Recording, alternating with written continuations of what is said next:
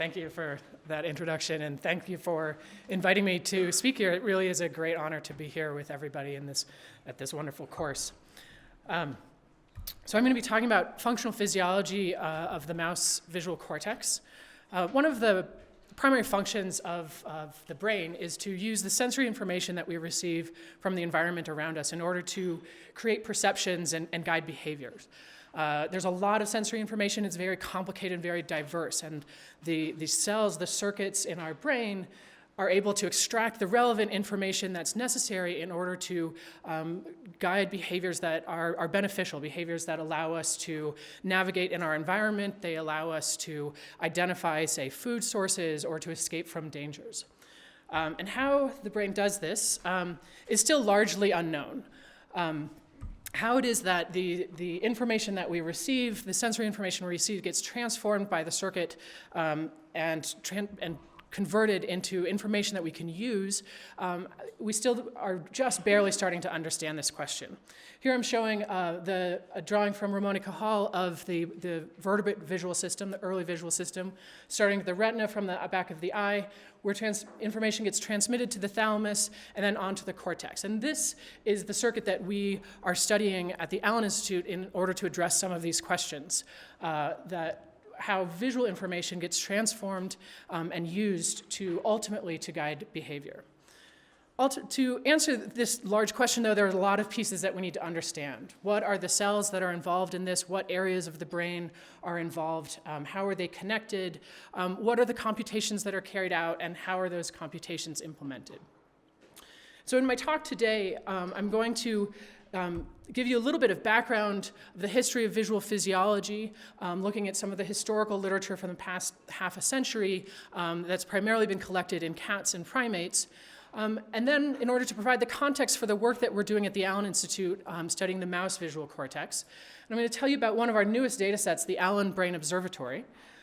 This is a collection of data from thousands of neurons in the mouse cortex to a wide range of different visual stimuli. And then using the data from the observatory, I will talk a bit about the visual physiology in the mouse and compare it to what we've learned from other mammals and see what new things we're learning from it.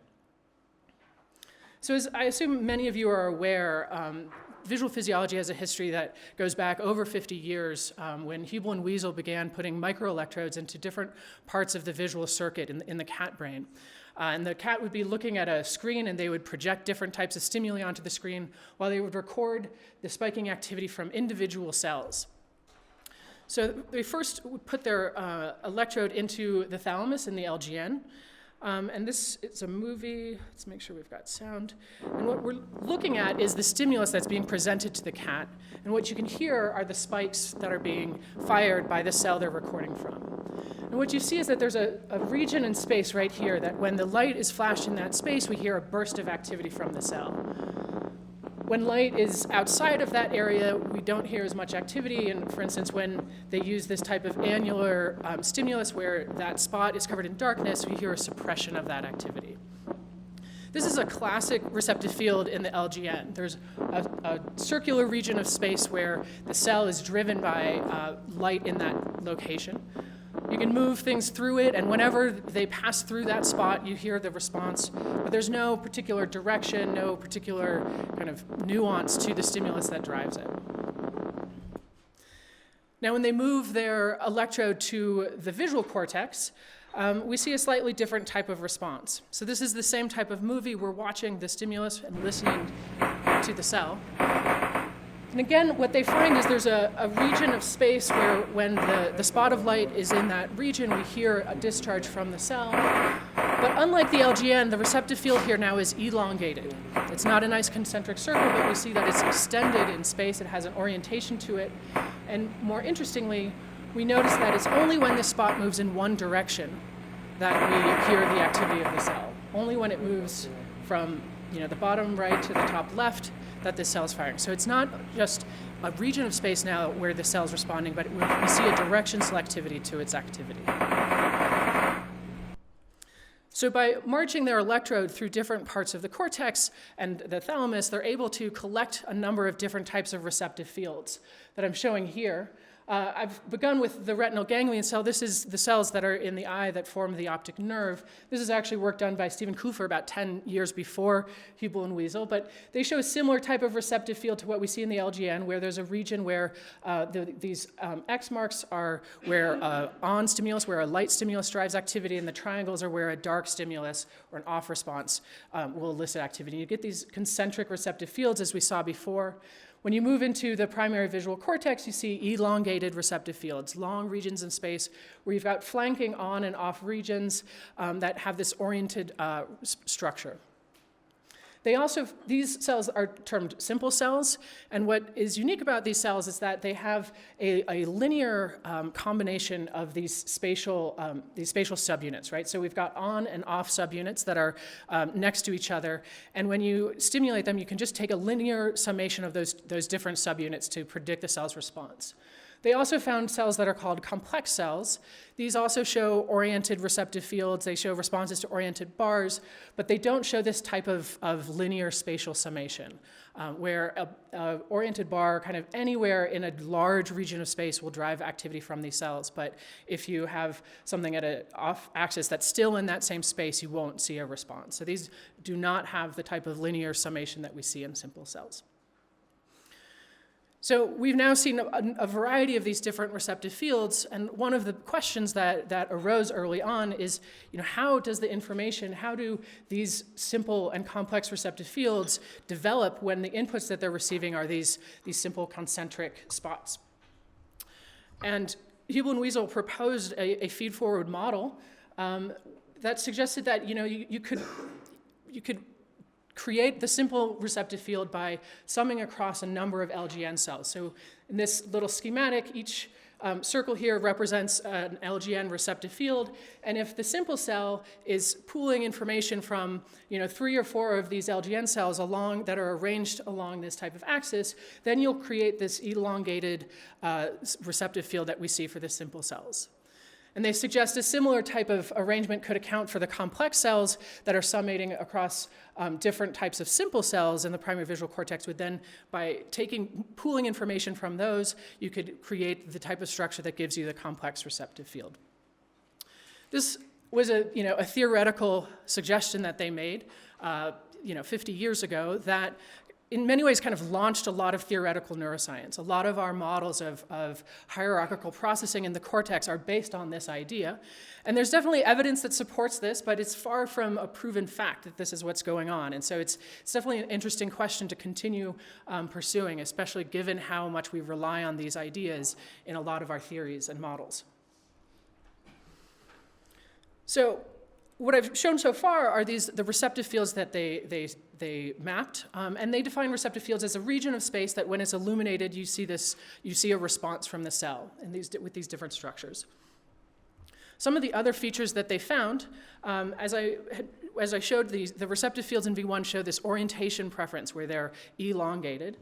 And one thing that they noticed is that across the visual cortex, the orientation preference would gradually change in a continual manner.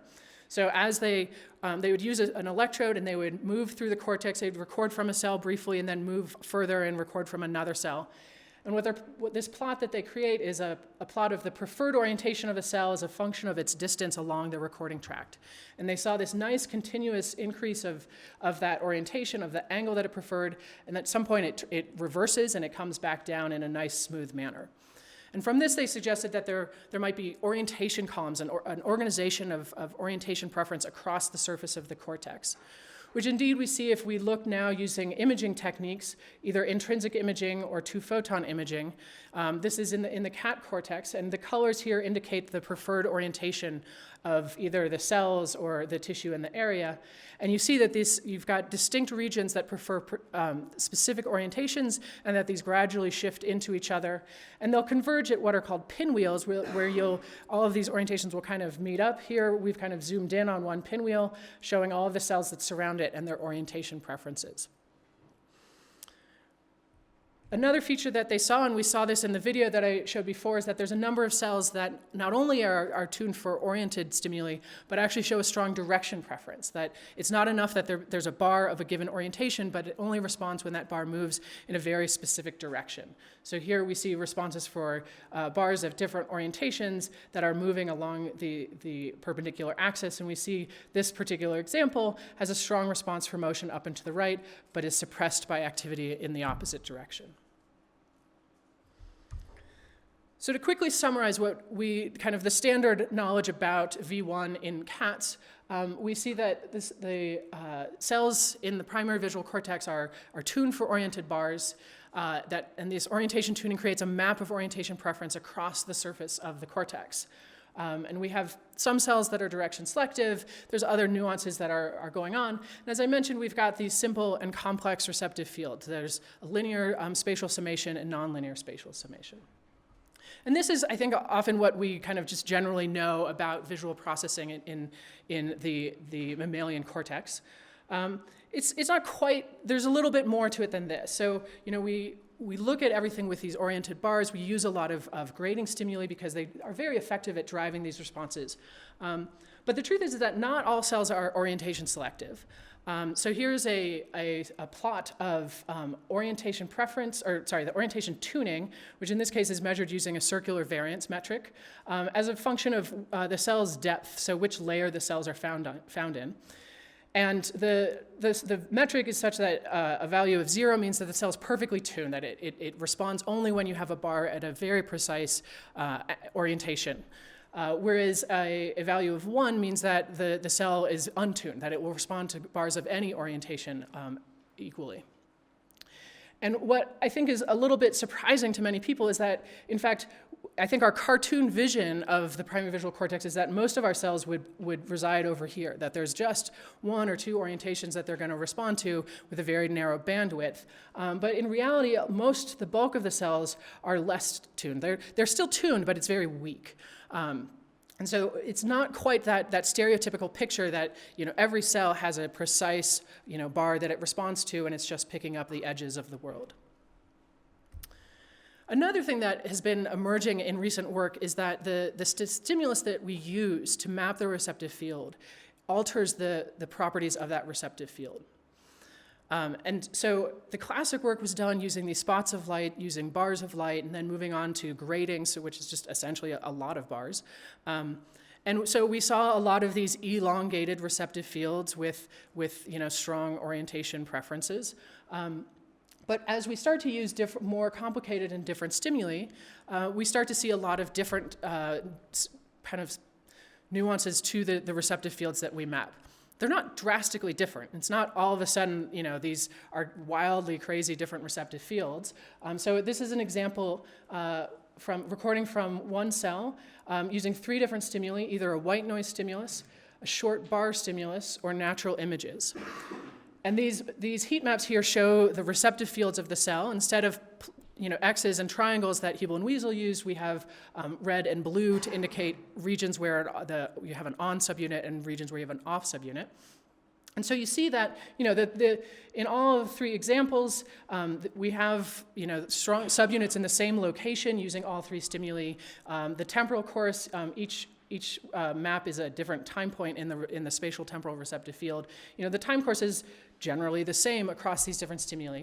But if you look closer, you will notice that there's some important differences. So for instance, if you look at the receptive field mapped using the natural scenes, we see much stronger, on subunits that flank the central off subunit that you can't really see very much when you just use the white noise stimulus.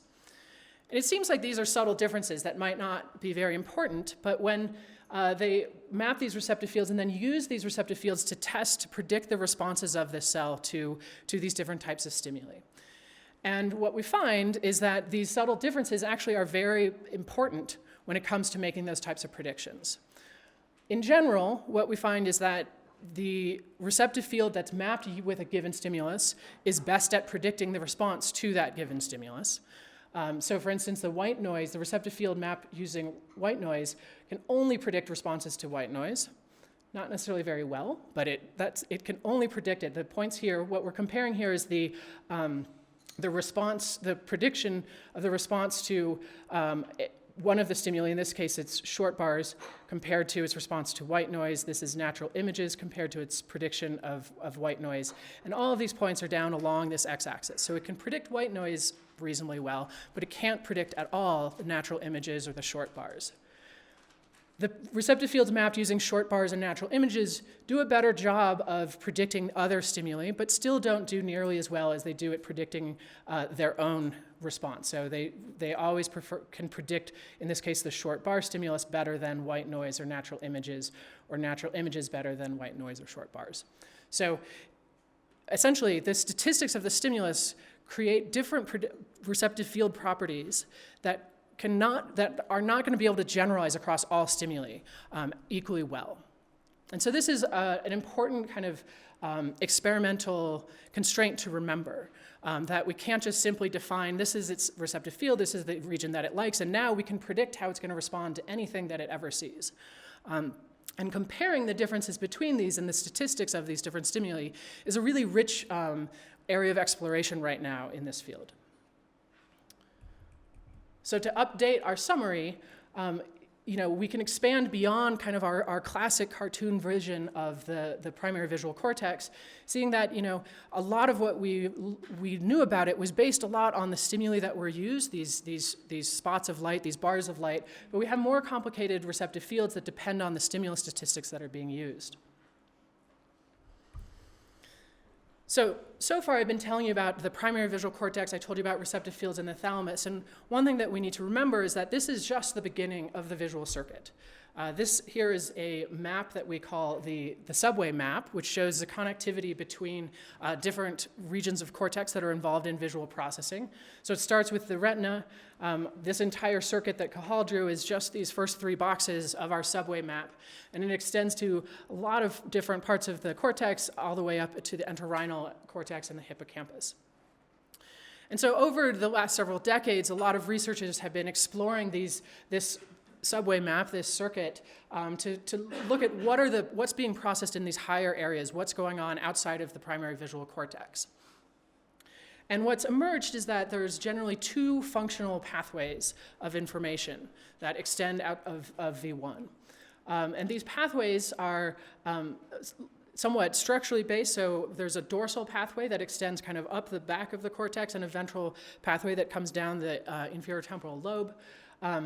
This is an image of the macaque brain showing some of these areas, and this is if you open it up on the calcarine sulcus. And so you can see that kind of from the inside where some of these different parts, the different areas outside of V1 in the visual cortex are. So the dorsal pathway, which extends again up the top, is what we call the where pathway. The ventral pathway is the what pathway. I actually kind of move away from those terms a little bit. I think of the dorsal pathway as being involved in kind of motion processing and how the animal engages its environment using visual information to allow the animal to engage in its environment. And the ventral pathway is involved more in image creation and object selectivity. And so some evidence that speaks to that I'll just briefly show you is here's looking in the dorsal pathway. So these are comparing responses from cells in V1 and in MT. So these are, again, V1 is the beginning of this cortical circuit, and MT is high along the dorsal pathway. And the experiment here was using, again, the drifting gratings that have been used widely and varying both the spatial frequency, so that's the width of the bars, and the temporal frequency, the speed of the gratings.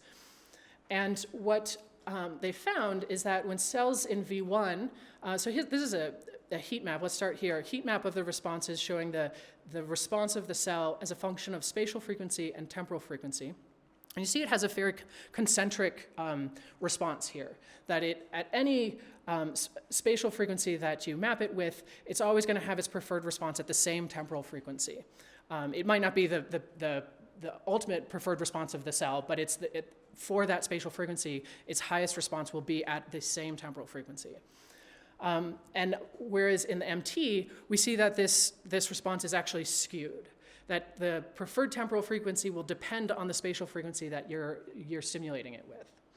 And what this suggests is that these cells that have this skewed response actually are tuned for the speed, right? So speed is the ratio of temporal frequency to spatial frequency. And so anything that's along these diagonals have the same speed, right? And so you can see this where they take this data and they now plot it not as a function of spatial frequency or temporal frequency, but of the speed of these different stimulus conditions. And in V1, you see that that at all of these different, at any slice that you take, you see that these are misaligned, right? But for the MT, we find that they're all nicely aligned on a single speed. So what we see is that not every cell in MT shows this property, but a large number of them do. So as we move through the dorsal pathway, we're finding more information that is very specific and unique to processing and encoding the motion information in the environment. Let's look at the other side of the pathway now and look at the ventral stream. As I mentioned, this part is involved more in image processing, object recognition, and I would suggest probably perception. Here's one example of an experiment that was done where they recorded from different regions along this ventral pathway using a wide range of different stimuli, either simple stimuli, which are spots of light and bars like we'd seen earlier, or simple objects. These are shapes, letters, very simple kind of cartoony objects, not nuanced pictures that we take with our high-res cameras. But they looked at the responses of the cells starting in V2 and then marching their way up the ventral pathway. And the metric that they're looking at here is the ratio of the cell's largest response to one of these simple stimuli to its maximum response to any of the stimuli. So what that means is that if its largest evoked response is to one of these simple stimuli, it'll have a value of 1. But if its largest response is not to any of the simple stimuli, but to any of these objects, it's going to be less than 1. And you see that if you start looking in V2, almost all of the cells are here at 1. They all prefer these very simple spots and bars. And as you move further and further into the ventral stream, more and more cells actually prefer and show selectivity for these types of objects. There's an important thing to note, though, that it's not enough for cells to respond to a stimulus for them to be able to actually be functionally using that information, to actually be encoding that information in a way that is used by the rest of the brain. And to highlight this, I want to show some results from a paper that compared responses kind of at the outermost point of the dorsal and ventral pathways, looking in LIP and in AIT. They sadly used a different color convention than this figure. And they used a number of different, again, simple objects. These are letters and shapes, triangles, H's, pound signs, things like that, and recorded responses from cells in these two regions, extreme in the dorsal and the ventral pathway. And what you see is that in both of the regions, we see large responses to these objects. Both in the dorsal and the ventral stream, we see responses to H's and plus signs. But what they then looked at is how well we could decode these objects. Can we distinguish the responses from the H from the responses to the triangle? And by looking at a distance metric between the activity of the population responses to these different objects, they then could do a kind of a clustering algorithm. And what they find is that in the ventral stream, they can cluster these objects quite well and quite meaningfully. You can see that the clusters that they come up with actually make sense when we look at them. They have similar features. But in the dorsal stream, while we see large responses, in fact, the response here from the dorsal cell is much larger than we see in this ventral cell, but they're unable to distinguish the responses from these different objects. They respond to them all alike. And so one of the key things to remember is that just because a cell responds to a stimulus doesn't mean that that's what that cell does. What we need to care about is how can we use the information from that cell to learn about what the stimulus is. So to summarize what we've learned, what we know about processing outside of V1, we have these two different visual streams, a dorsal stream that deals with motion and how the animal kind of interacts with its environment, and a ventral stream that is involved in image creation and object selectivity. The responses here are no longer, when we talk about the responses outside of V1, we're no longer talking about a receptive field that's just an area of space that when we flash any sort of light in it, the cell responds. But now we're looking at more complicated spatial and temporal patterns, right? These objects aren't just light in a very particular thing, but it's about conjunctions, it's about integrating more types of spatial patterns, or when we're talking about motion, we're talking about both spatial and temporal integration. And finally, as I pointed out in the last slide, it's not just enough for a cell to respond to a stimulus, but we need to be able to interpret its activity to decode that information. So now I'm going to shift from this discussion about visual physiology that we've learned from the cat and the primate cortex to talk about the mouse visual system. For a long time, mice have been largely ignored in visual physiology, especially when we talk about the cortical processing, for a large number of reasons. One is that we kind of thought they didn't use vision that much, being nocturnal animals. But in fact, they do, and they're emerging as a powerful model organism for studying visual physiology. You know, given the tools that have been developed recently, it's opened up some opportunities to look at these circuits in ways that we haven't been able to do in the cat and the primate. Most of the work that I just showed you is from single cell recordings. So individual recordings where you put an electrode in, you record from one cell, and you collect a lot of data from that one cell and you move on. And we've definitely learned a lot, but it has its limitations. In the mouse, we've got a lot of tools, genetic tools, that allow us to identify different types of cells. They allow us to manipulate different types of cells. And these are opening up a lot of ways to explore these computations and these circuits that hasn't been accessible in cats and primates. So at the Allen Institute, we are trying to look at a lot of the questions that I've been talking about in terms of the types of information processing that goes on in the circuit. And to do this, we've created the Allen Brain Observatory. And this is a data product that we've created that will allow us to look at visual physiology in order to compare responses across different cortical visual areas, across the different cortical layers, as well as across different genetically identified cell types, using a wide range of different visual stimuli.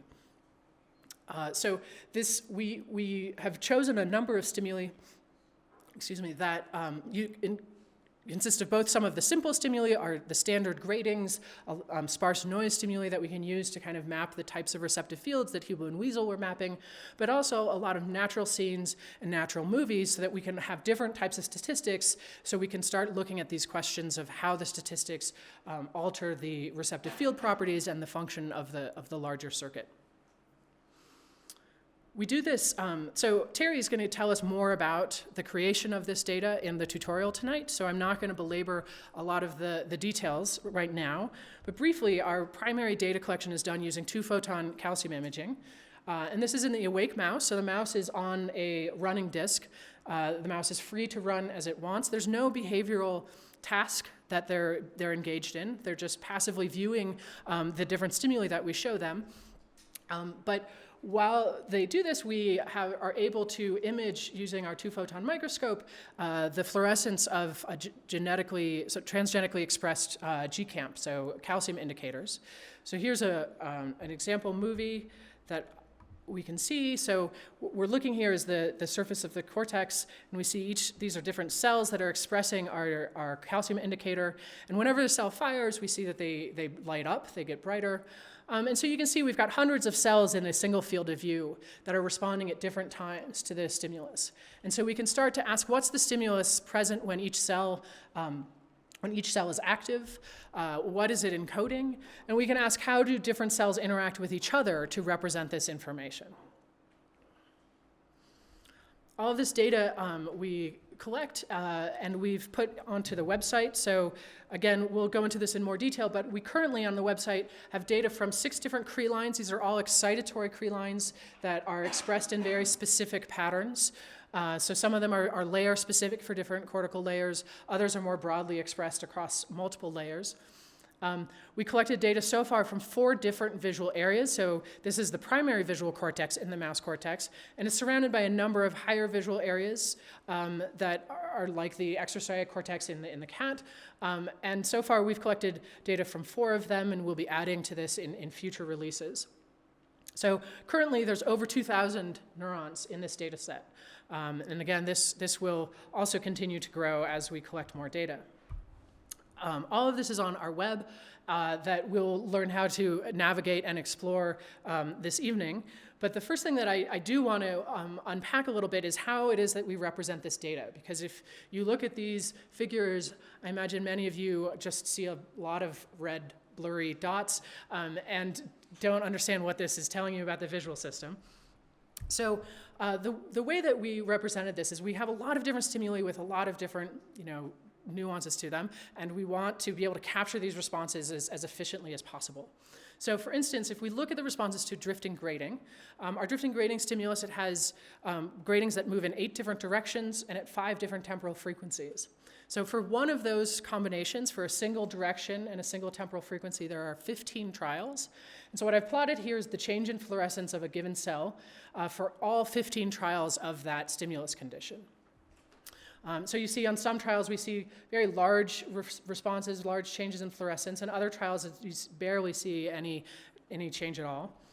We summarize each response with a single dot, the color of which corresponds to the strength of the response, right? So these larger responses are dark red, and these responses where there's no change in fluorescence are either a light pink, or sometimes they're actually just white and they fade into the background. These 15 responses get pooled together. These dots get pulled together into a small clump that's arranged with the strongest response in the center so that it kind of coheres as a clump. And it's placed on this plot. We call this our star plot.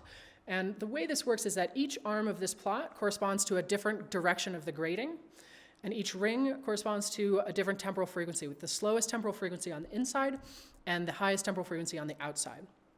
And so you can very quickly, just visually, see the orientation tuning of this cell, that it prefers gradings that are oriented for motion that moves either in 0 or 180, but it has a preference for motion in one direction. We have a stronger response here on the 0 side. You can quickly see the temporal frequency tuning, right? The response is strongest at the lowest temporal frequency and falls off as you move into higher temporal frequencies. And you also can get a sense of the variability that we see from trial to trial, that we don't just have a solid 15 red spots for this particular condition, but we see a range of different response sizes. So with this data set, we think that will be a valuable tool for starting to answer some of these questions in the mouse circuit about how visual information is encoded, whether different cells, different genetically identified cell types carry out different functions or represent different information. We can think about how the information is transformed as we compare responses from different layers and different areas. Whether we can ask questions about whether this information can be decoded from the population activity of the cells, and what different information in different areas can we decode. And the other thing that we can start to look at is how the mouse's activity or brain state might influence the representation of visual information. By working with an awake animal who is able to run on this wheel, we can start to ask questions about how that might influence this representation. So now I'm going to show you some of the data that we've collected and what we're learning about it, what we're learning about the visual physiology in the mouse from this data set. So starting in V1, we see that there's a diverse range of different visual responses. Here are 3 different cells showing the responses to the drifting gradings, which I just showed you, these star plots, as well as the responses to static gradings. These are a very similar plot. These are gradings that are stationary, so there's no motion, but we test them with different spatial frequencies as well as different orientations, so different size bars. And so here, each arm represents a different orientation, and the rings represent a different spatial frequency, with the lowest spatial frequency in the center and the highest on the outside. And so we can see that these cells have different orientation preferences. Some cells are direction selective. Other cells are completely untuned, as we saw in the cat cortex as well.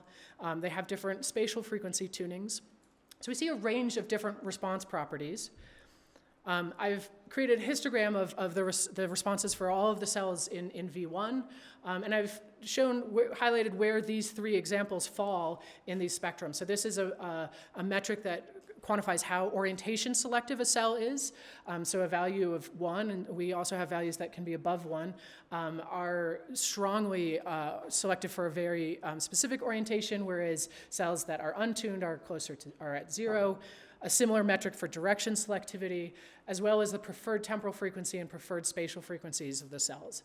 And so you can see that we have a wide range of tuning characteristics, and you can see where these cells are similar, but they are also different along some of these metrics.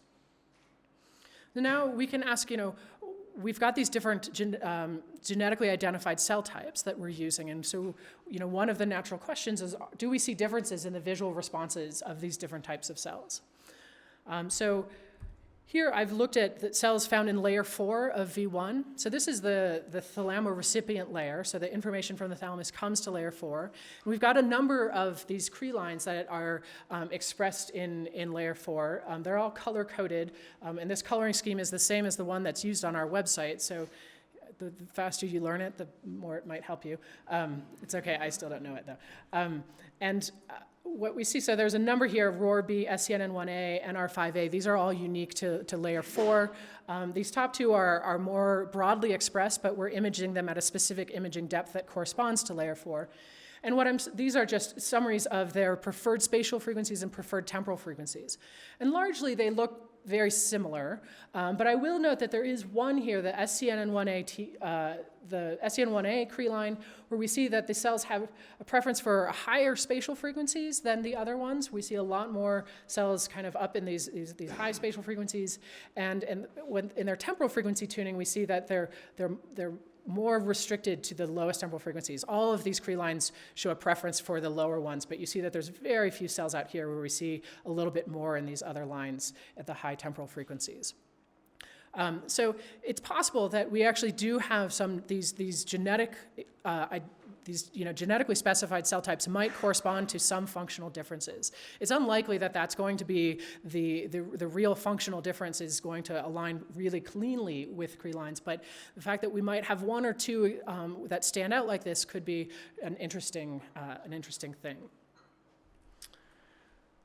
We can also look at the receptive fields of the spatial receptive fields of the cells in V1. Here are a few examples. These are the representations, again, from our website. We use a sparse noise that consists of both white and black spots. And what we've done here is we are summarizing all of the trials. So each dot in this plot is like the little cluster of dots that I showed for the drifting gratings, right? But in this case, there's about 100 trials for each location of either a white spot or a dark spot. And so where you see these dots really stand out is where there's a lot of strong responses when either a white spot or a dark spot is presented to that location. And so we see examples. Here's a cell that only has an on subunit. It only responds to light spots in this region here. I've kind of summarized the shape with an ellipse on the right. Above it is an example of a cell that only responds to the off stimuli. And at the top is an example where we've got both on and off subunits that overlap almost completely. And so this is kind of like the complex receptive fields that we saw in the cat cortex. But one thing that's interesting here is that most of the cells that we map show receptive fields that look like this, where you only have either an on subunit or an off subunit. There's hints of suppressive flanks on either side. You can kind of see it here where it looks a little bit lighter on either side of that blue, the dark blue in there. But it doesn't look quite like the flanking simple receptive fields that we saw in the cat. However, an interesting thing to note here is that only about half of the cells that we recorded from in V1 were we able to map the receptive field, were we able to fit it with an ellipse like we do with these examples here. These are summary plots I make for all of the different Cre lines imaged at all of the different layers. And so the red and the blue correspond to the percent of cells that show an on-specific subunit or an off-specific subunit. The purple are the ones that have both on and off subunits, like these. But the gray are the cells that we aren't able to map receptive fields for at all. And so it's about half of the cells across all of these different lines. And so this is something that's actually kind of interesting. Why is it that so few cells actually do we see these receptive fields for? And it's not unique to the stimulus. In the drifting grading stimulus, we see about 70% of the cells in V1 respond to the drifting grading stimulus with significance. And we see a lot of cells that just aren't driven by the different visual stimuli that we are using. And this is a little bit perplexing, right? Especially when you're used to looking at the literature in the cat and the primate, where it really sounds like every cell has this very stereotypical response. And I think this speaks a little bit to some of the changes in the experimental biases when you use different methodologies, right? When you're using a single electrode and you are recording in a cat and you put it into the brain, you're only going to stop and record from a cell if it's doing something interesting that's relevant to the question you're asking. If it's not responding to your stimulus, you're not even going to know that you're at a cell. You're just going to keep moving. Whereas here we're recording from 200-300 cells at once, and if some of them aren't active, we can learn that, right? Maybe they're active at other times, so we can find them, we can see them. But if they're not responding, if they're not driven by the stimulus, we're now able to actually see that there's a lot of cells that don't respond to these types of visual stimuli. So it's not clear to me that this is something that's distinctive about the mouse versus other mammals, but it is something about the methodology that we use, and that might be telling us that there's more going on in the visual cortex than we previously thought, because a lot of cells are doing something different. Along a similar vein, one of the things that we've noted in our data is that the cells show a lot of variability in their responses. Right? So the examples that I showed you before were examples of cells that had very strong responses and on most of the trials. But there's also cells that only respond some of the time. In the very first example I showed of how we represent the data, right, we had maybe 6 of the trials did we see a large response, and a lot of them were silent. Here's a histogram of the percent of trials that, so for each cell, what I do is I look at its preferred stimulus condition, and I'm asking how many trials do we see a significant response for that condition? And so we see that, while there are definitely cells that have a response 100% of the time at every trial that we present, the bulk of the cells actually show a very, 20, 30, 40% of the trials that do we see a significant response, but the others, it's silent. And these are some examples of cells along this continuum. So what's causing this variability is an interesting question to be explored. And one thing that could be affecting it is that we're using an awake animal, and the state of the animal and its activity could be affecting these responses. We'll come to that in a few minutes. So we can use this data to start looking at some of these questions. So here I looked at the orientation, whether we see an orientation map the way that we do in the mouse. And we're actually in the tutorial tonight, we're gonna use a notebook to kind of walk through how you can get this data and to create this type of analysis. What we see, and we're not the first to see it, this has also been documented previously, as a lot of what I'm showing, I should have mentioned this, but I've added references to other people that have shown similar work in recent years in the mouse. What we see is rather than finding these columns of orientation preferences, we actually find that there's a salt and pepper arrangement, it's called, where the cells show different orientation preference all intermingled with each other. And this raises an interesting question about how, there's a lot of marked similarities between the mouse cortex and the cat cortex, but differences like this suggest that while they're doing similar things, they must be doing it in slightly different ways. When you don't have the orientation column structure to kind of ground the circuit in representing that information, then you have to use a different method for integrating that information for downstream processing. So this is an interesting area of comparison. So I mentioned that some of this variability might arise from the mouse's activity or its brain state. And so while we do these recordings, we can measure the running speed of the mouse on the wheel along with other parameters about its behavior. And so we can look at whether this might be affecting the visual activity of the mouse. And so here I'm showing an example of a cell. What I'm plotting at the top is the fluorescence, the change in fluorescence of this cell as a function of time. And at the bottom, I'm showing the running speed of the mouse. And we see in this particular window, the mouse is largely stationary, and then halfway through this plot, we see that the mouse starts running at a fairly high speed, around 30 to 40 centimeters per second, for a couple minutes here. And just qualitatively looking at this plot, you notice that these calcium transients here, these fluorescence transients, are much larger once the mouse starts running than they are when the mouse is stationary on the wheel.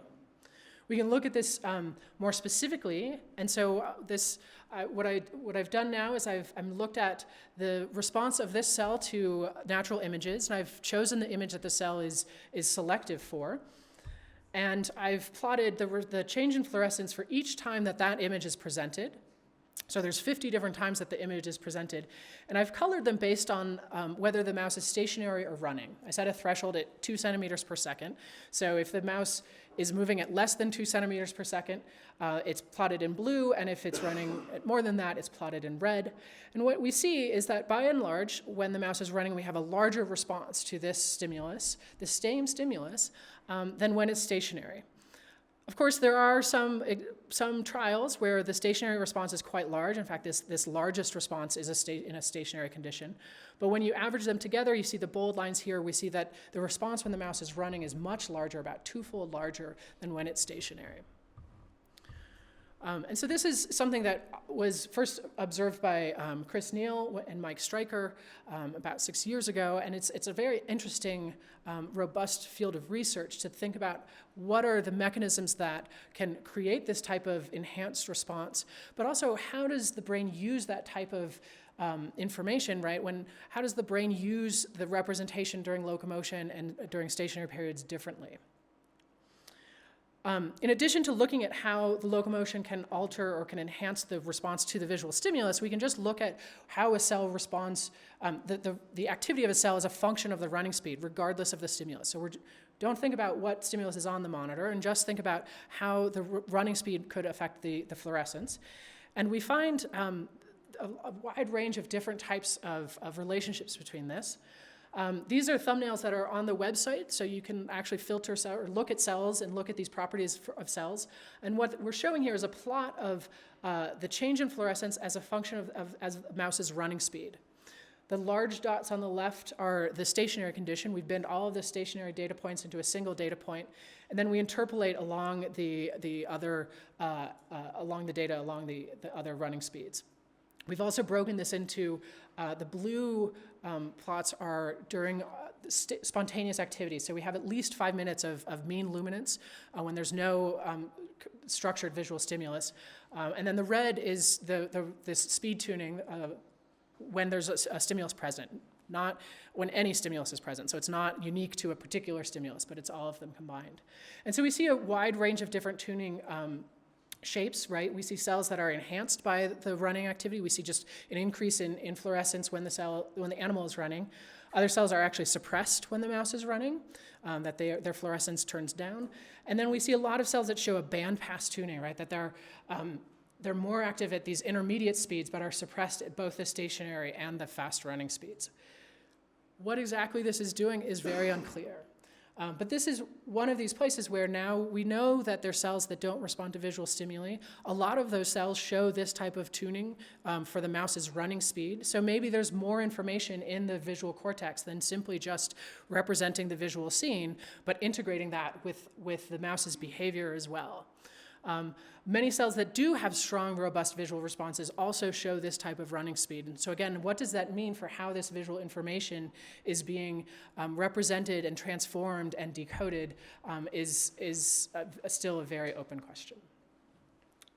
So to summarize what we can see in this data so far, looking at the primary visual cortex, we see a lot of diverse receptive fields that are very similar to what we found, what we see in the cat and the primate.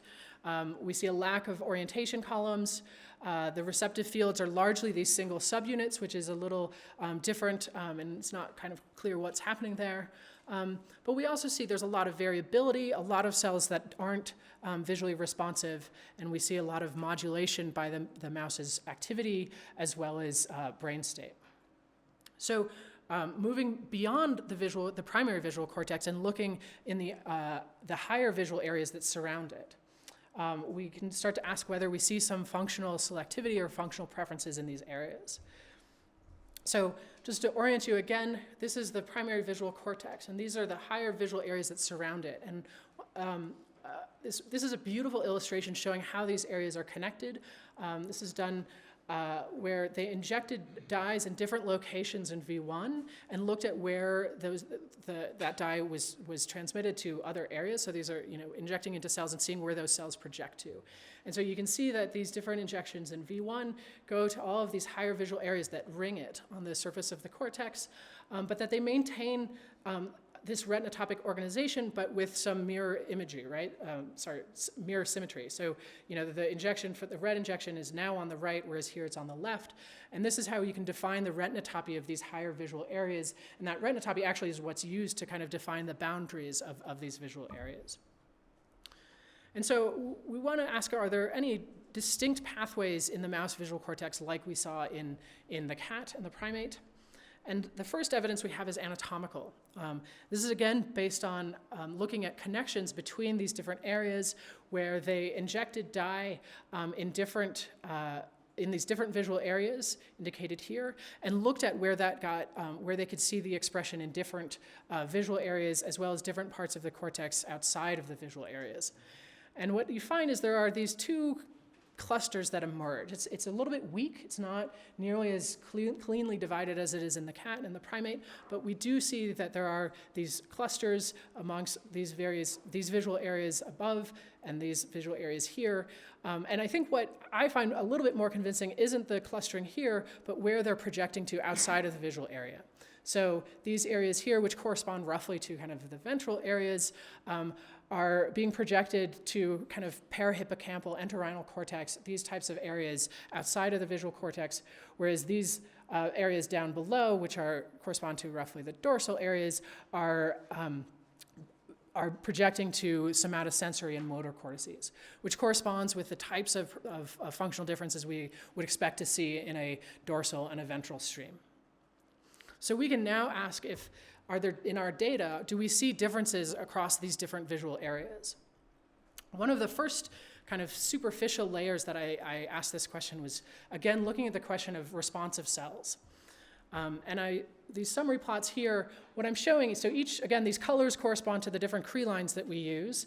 And so each dot here is the mean value for, in this case, well, it's not a mean. So this is the fraction of cells in each area for that Cree line that are visually responsive, in this case to the drifting grading stimulus. Here it's the fraction of cells that are modulated by the mouse's running speed. And so what we see is as we move away from the primary visual cortex, here's this is LM, this is in the ventral stream. The two of these together are clustered into that ventral cluster in the previous figure. And then these two areas, AL and PM, are in our putative dorsal stream. And we see that as you move outside of these ventral areas into the dorsal streams, we see many fewer cells are actually visually responsive and driven by this stimulus. We go from 75, 80% down to about 50, maybe 60% of the cells responding. On the flip side, we see that more cells are modulated by the mouse's running speed. It's much lower in the visual cortex. We see a lot of variability, and so some cell types and some layers show more modulation by the mouse's running speed than others. But as a whole, we see a lot of variability, whereas as you move into the higher visual areas, we see that almost all of the cells show modulation by running. We can look at all sorts of metrics from the stimuli that we use to ask whether there's differences across these different Cree lines and across these different areas. So these are metrics that we pull out of both our drifting and our static grading stimuli, showing orientation selectivity, direction selectivity, preferred spatial frequency, and preferred temporal frequency. And here, as I mentioned, each point is the mean of the cells that are in this area with this particular Cree line. And if you look at this, you can start to find a few kind of interesting moments that might be suggestive of functional differences, but it's largely, we don't see any kind of clean, obvious difference. Maybe the increase in preferred temporal frequency in the dorsal areas would be perhaps the thing that stands out the most. If you're interested in thinking about these more, I do want to point you to two papers that have looked at these types of parameters in this question, only looking at layer 2-3, and it's important to note that there's very important experimental differences as well as analytical differences both between those papers and between what we're doing that could have a significant impact on the conclusions that are drawn. But generally, when I look at this, I don't see large, important, significant differences based on these parameters. But as I mentioned earlier when we were talking about the cat visual cortex, that the stimulus that you use is very important. And if you're not using the right stimulus, you might not be seeing the responses that you want. Or not that you want, but you might not be seeing the activity that's relevant. So what we do see some evidence for this divergent functional stream. The first is actually from the paper, one of the papers I just referenced. And I mention it because it uses a stimulus condition that we don't use, which is combining both spatial frequency and temporal frequency. So varying both of those parameters in a single stimulus. And we don't do that because it's a very time-consuming stimulus. It takes 2, maybe 3 hours to do it, and that's the entire duration of our entire experiment set. And so we chose to manipulate those independently, but it doesn't allow us to look at the speed tuning that we saw in the MT pathway in the primate. But they see that type of speed tuning when we compare PM to AL, and these are both in the what we think are to be the dorsal stream of the mouse pathway. We see in AL, when we look at the tuning preferences as a function of temporal frequencies, they line up nicely, but they're all scattered when we align it on the speed tuning. But when we look in PM, they all align nicely on a single speed. And you see, again, you have that same skewed tuning for spatial and temporal frequency. On the ventral stream, we see something, we want to look at whether we see this type of object selectivity as we saw in the primate. And we don't quite have the same type of analysis they do or the stimulus that they do, but we do use a large number of different natural scenes. So I've been playing with different metrics of image selectivity, so how uniquely a cell responds to a single image. So these are examples of responses to natural images. These are like the star plot I showed before, but in this case, each ray that extends from the center is the response to a single image. And again, each dot is a single trial. And so if you see a long arm like this, that means that you've got a lot of trials where you see a strong response to that image. Here's an example where the cell responds to several different images, none of them very uniquely. And then an example here on the far right where the cell is kind of equally active for all images. Whether it's even responding to the images isn't clear from this representation. And so we've developed a metric so that cells that are more uniquely responsive to individual images have a high value, and the ones that are broadly untuned to the images are low. And we can see how this varies across the different visual areas and across the different Cree lines. And as we might expect, we see that this selectivity is higher in our putative ventral areas than it is in the dorsal areas. It's not universally true. We do see responses in these dorsal areas. These are CUX2 cells that are in layer 2-3, but in some of these other cells, we see very, very broad responses, if any, right? And so again, the question isn't does it respond to the stimuli, but can it decode the stimuli? And so this is work that's done, a couple of people that I collaborate with in our modeling group who've done some testing of decoding, different methods of decoding with the natural scene data. And so they're asking how well can we take the activity of all of the cells in a given experiment and use that to infer what stimulus is being presented on each trial. And they're showing using two different methods. One is a naive Bayes method that treats each cell as an independent entity, and the other is a linear discriminant analysis where it takes the correlations of the activity of these cells into account. And what they're showing is the performance of these two decoders to compare how well, whether we see differences between these two decoders, and we're looking at experiments from different visual areas, and these are different imaging layers, and the colors, again, correspond to our different genetically defined Cree lines. And what we see is that, first of all, the decoding isn't great. The value here is the performance of how the percent explained relative to chance. And so, yes, it's 20 times better than chance, but chance is very low. And so it's not actually doing a great job. I'll just put that out front. But we do see that it's doing something. And we see that we get better decoding in our ventral areas than we do in our dorsal areas. And especially in our higher layers, in layer 2, 3, and layer 4, we get better decoding than in layer 5. And further, we see that the effect of using these correlations has a more pronounced effect in these ventral areas than it does in the dorsal areas. And so that could be suggestive of the types of processing that's going on as this information gets transformed. So to summarize what we're seeing outside of the primary visual area, again, there's a lot of similarities to what we see in the cat. We've got suggestions of these two different streams. They're much more interconnected than we saw in the cat, both anatomically and I think functionally. And I think the evidence we have so far of there being emotion processing and image processing is still very preliminary and very, while it's suggestive, I think we need to take it with a grain of salt. But we do see the same type of pattern. And again, we can use these decoding metrics to really start to ask what are these areas doing as opposed to simply what are they responding to.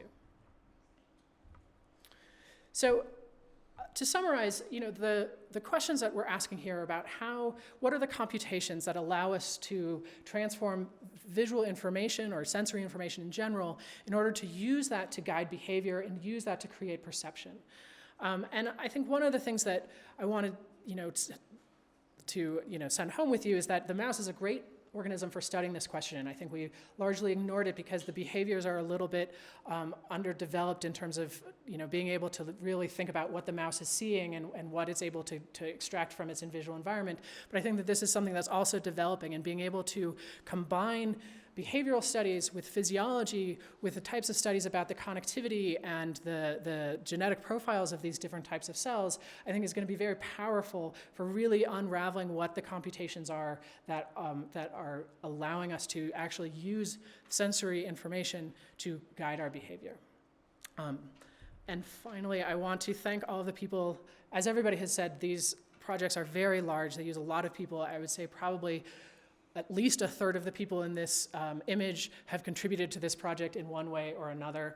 And so it's a very large effort and very exciting to be a part of.